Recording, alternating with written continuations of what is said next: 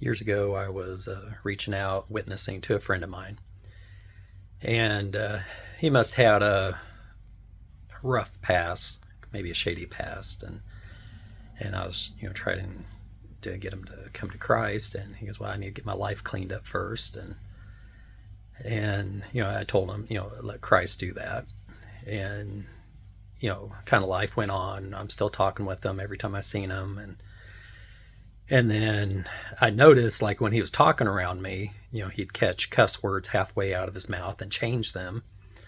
And then one day he commented, "Hey, I don't know if you've noticed, but I've been trying to clean my life up. I don't cuss like I used to."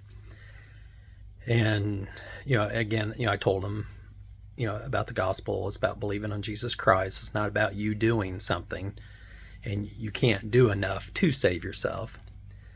And he was still convinced that he needed to basically save himself, clean himself up, and then God would accept him.